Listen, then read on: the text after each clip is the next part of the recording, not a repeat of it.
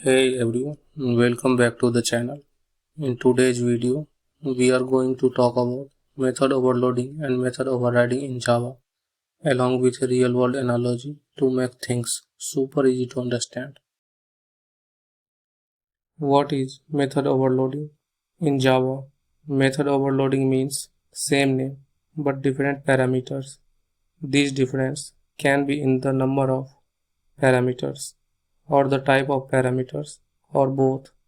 So in short, we can say method overloading allows us to perform a similar operation in different ways depending on the argument we pass. Let's understand this by example.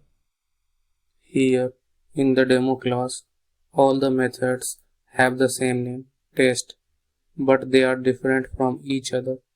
The first test method takes one parameter of type int, and the third test method also takes one parameter but of type string, so they are different based on the type of parameter.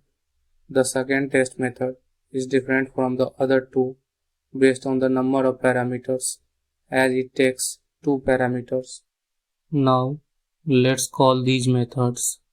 So depending on parameters, matching method will be called. Let's see how it works. Here we can see with matching parameter, matching method got called. This is called method overloading in Java. And one important thing to note here, the return type of these methods can either be same or different. Method overriding. Method overriding happens when we take method from parent class and change its logic as per our requirement. Let's see this by example. Here we have a class named animal, which is the parent class and has a method called sound. Then we have a child class dog that extends the animal class and overrides the sound method. Since it's a dog, we change the logic to represent barking. So what we have done is taken the method from the parent class and modify it according to our need. This is called method overriding.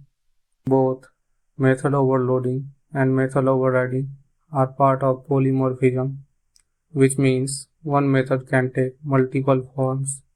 Method overloading is an example of compile-time polymorphism, while method overriding represents runtime polymorphism.